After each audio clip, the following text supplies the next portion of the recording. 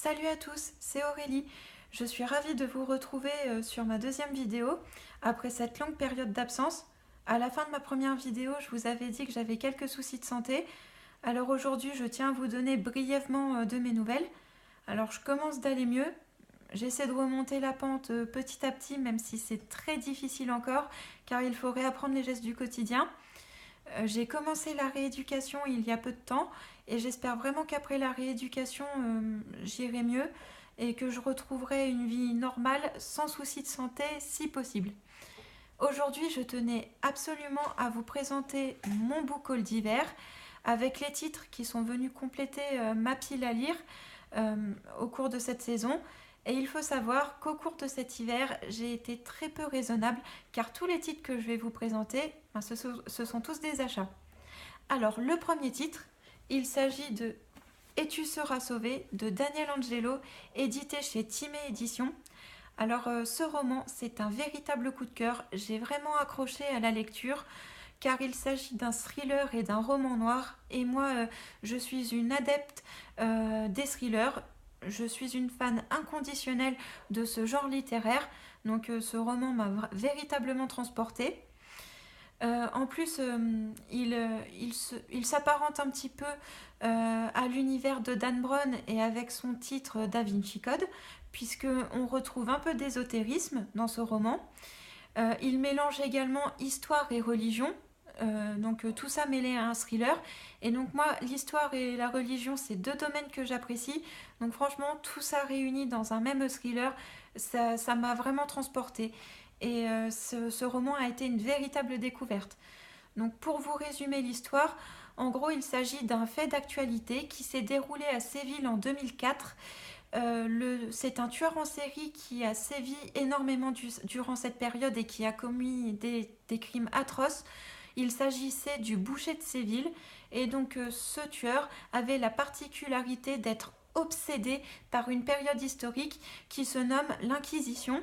Donc l'Inquisition, c'est une période normalement qui est connue, puisque normalement on l'étudie, je ne sais plus si c'est au collège ou au lycée, non, mais ça, il me semble qu'on l'étudie, en tout cas durant notre cursus scolaire. Et donc ce tueur était vraiment très attiré euh, par, cette, euh, par cette période de l'histoire, donc d'où les meurtres qu'il a commis. Donc franchement, à tous les mordus de thriller, je vous le recommande fortement. Et donc, il faut que vous sachiez que pour cet hiver, donc il y a trois romans, ce sont des thrillers dans ma pile à lire.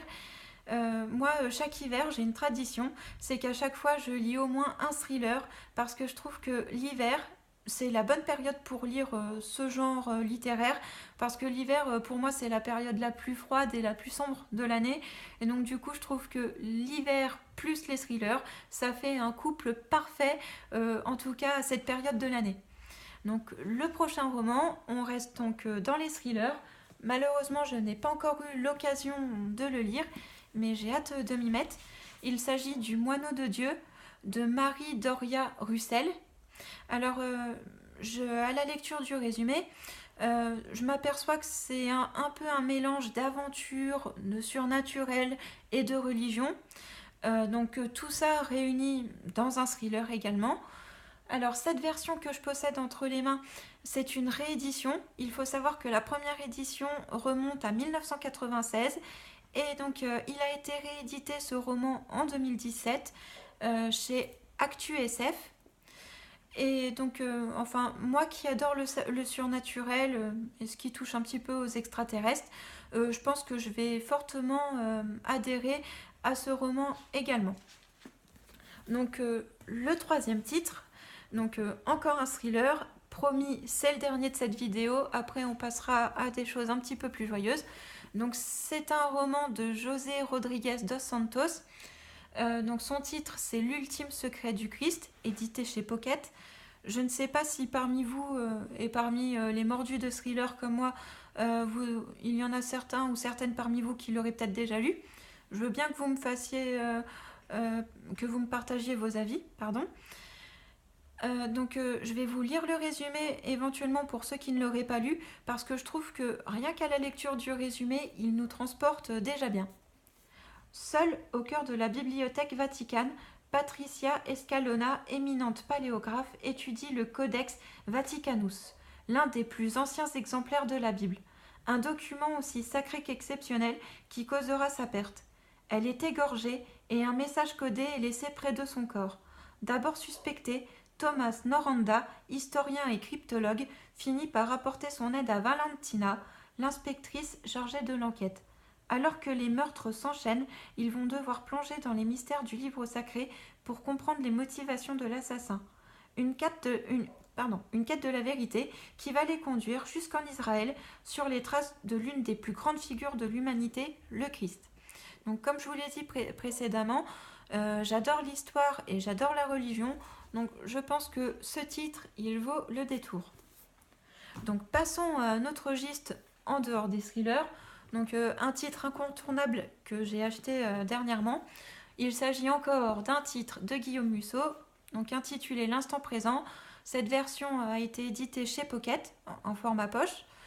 Donc là, je m'attarde pas trop sur Guillaume Musso encore une fois, ni sur le titre, parce que je pense que la majeure partie d'entre vous l'ont déjà lu. Je m'attarde pas non plus sur l'univers, parce que vous serez d'accord avec moi, à chaque roman de Guillaume Musso, c'est toujours le même univers que l'on retrouve. Ce sont deux personnages qui ne se connaissent pas, mais qui finissent toujours par se rencontrer dans le plus grand des hasards. Et donc ils sont liés ensemble par une enquête soit familiale, policière ou autre. Et à chaque fois, ça se termine relativement bien. Donc je ne m'attarde pas plus sur l'univers de Guillaume Musso. Et je pense que je ne serai pas déçue non plus, encore une fois, par cet auteur. Alors, un autre titre, donc c'est aussi un incontournable, puisqu'il s'agit d'un titre de Marc Lévy, intitulé La prochaine fois, donc édité chez Pocket en format poche. Donc là, je ne l'ai pas encore lu, celui-ci. J'ai un petit peu peur de m'y mettre, parce que je dois vous avouer, je ne sais pas si ça le fait pour vous, mais moi, Marc Lévy, c'est un petit peu les montagnes russes avec lui, parce que autant il y a des titres qui sont super, auxquels j'ai vraiment adhéré, que j'ai adoré, et que je suis archi fan, mais autant il y a des titres qui m'ont extrêmement déçue de Marc Lévy, et donc du coup, c'est vrai que la balance est très inégale avec lui, parce que par rapport à Guillaume Musso, je trouve que Guillaume Musso, tous ses romans me transportent. À chaque fois, j'adhère. Guillaume Musso, c'est vraiment continue, une progression très continue. J'adore ses romans. Mais alors, Marc Lévy, c'est vraiment un coup c'est bien, un coup c'est moins bien. Donc, du coup, j'ai vraiment peur de le lire. Alors, parmi ceux et celles d'entre vous qui l'auraient déjà lu, j'aimerais beaucoup que vous me donniez votre avis sur le titre. Parce que c'est vrai que j'ai vraiment peur d'être déçue. Après, j'ai lu le résumé et je pense que c'est une bonne histoire, mais j'ai vraiment peur parce que les 3 derniers romans de Marc Lévy que j'ai lus m'ont déçue. Alors du coup, là, j'ai vraiment peur d'être déçue à nouveau. Donc c'est pour ça, n'hésitez pas à me donner vos avis, me dire très clairement ce que vous en avez pensé, que ce soit des avis positifs ou négatifs, mais au moins je pourrai prendre connaissance de vos avis. Alors, le prochain titre, je ne l'ai pas encore lu aussi, malheureusement. C'est un titre qui se rapporte à l'univers de La Belle et la Bête. Donc, moi, je suis extrêmement fan de La Belle et la Bête, aussi bien du dessin animé que du film qui est sorti l'année dernière. Et donc, le titre que je vais vous présenter, il s'agit d'Histoire éternelle de Jennifer Donnelly. Donc, je ne sais pas si vous connaissez l'auteur. Moi, j'ai eu l'occasion de lire un de ses titres. Alors, c'est tellement loin l'époque où j'ai lu ce titre, mais il me semble que c'était Révolution. Donc, ça remonte à l'époque du lycée. Alors, je peux pas trop vous resituer à peu près ce roman. Je suis vraiment désolée parce que ça remonte vraiment à loin et j'ai vraiment très peu de souvenirs. Je me rappelle juste de la couverture. Il me semble qu'il y a une partie noire et rouge. Il me semble que c'est, de mémoire, une adolescente qui est transportée dans la période de la Révolution française. Alors après, pour ceux éventuellement qui connaissent, je veux bien que vous me rafraîchissiez un peu la mémoire et que vous me racontiez un peu à nouveau l'histoire, si jamais vous connaissez l'auteur et le titre en question que je vous parle. Et donc quand je suis tombée dans le rayon à la librairie sur Histoire éternelle, je me suis dit « Ah tiens, j'adore La Belle et la Bête alors, pourquoi pas essayer de lire ce titre ?» Donc à la lecture du résumé, apparemment c'est Belle qui est plus mis en avant et dont l'histoire tourne autour notamment. Elle s'aventure dans la bibliothèque que la bête lui met à disposition et elle tombe sur un livre mystérieux qui va l'avaler en quelque sorte et apparemment elle va rencontrer de grosses difficultés avant de pouvoir sortir de ce livre. Donc j'ai vraiment hâte de me plonger dans le titre et j'ai hâte de m'y mettre. Alors du coup, ceux qui adorent La Belle et la Bête, franchement je trouve que ce titre tombe à pic. Donc un prochain titre. Alors vous allez dire que je suis un grand bébé, mais j'assume totalement parce que c'est j'ai eu un éclair soudain lorsque j'ai été hospitalisée. J'ai voulu lire et me replonger dans l'œuvre de la comtesse de Ségur, Les Malheurs de Sophie. Donc cette version est éditée chez Folio Junior.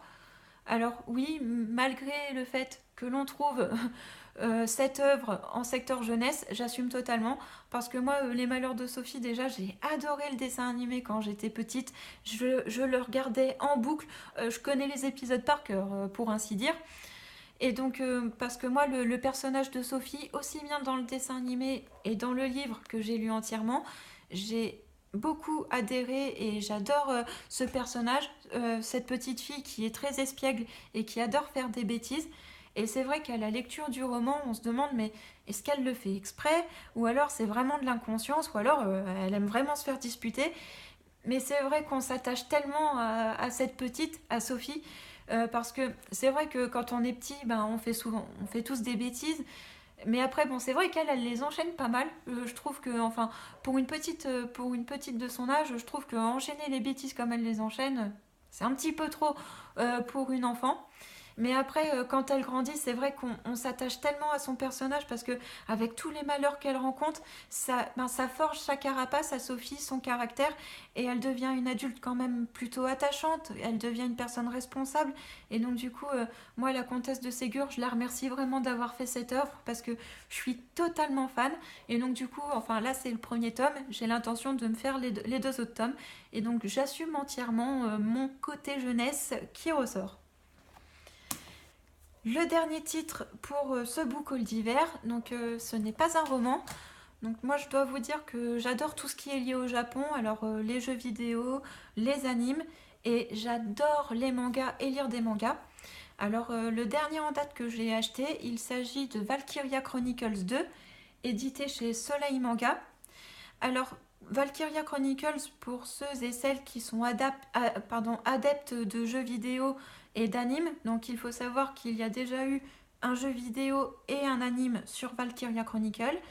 Donc j'ai lu le résumé et apparemment ce manga c'est la deuxième saison en version papier du jeu vidéo. Apparemment, je ne sais pas s'il y a eu l'anime encore. Pour ceux qui connaissent, je veux bien que vous me disiez s'il y a eu déjà l'anime ou non avec la deuxième saison parce que bon j'ai adoré la première saison.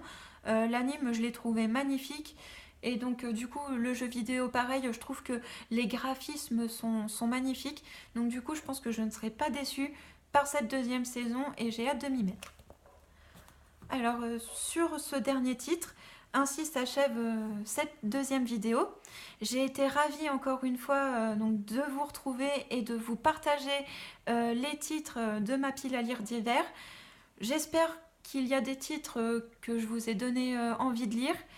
Et donc je reviens très bientôt avec une troisième vidéo qui sera un peu différente par rapport aux deux premières parce que je ne vais pas vous présenter plusieurs titres mais un seul titre. En effet, ces derniers temps, il y a un auteur qui m'a contacté et qui m'a demandé de faire la promotion de son roman. Donc du coup, j'ai accepté avec plaisir. Et donc du coup, la prochaine vidéo sera consacrée à l'auteur et à son roman. Et je reviendrai très vite aussi avec une quatrième vidéo puisque le week-end qui arrive, c'est le salon du livre. Je vais y participer. Et je pense que je vais encore faire pas mal d'achats. Je pense que ma carte bleue va pas mal chauffer. Donc du coup, je reviendrai pour mon book haul de printemps avec les titres qui seront venus compléter ma pile à lire. Alors en attendant, prenez soin de vous et à bientôt.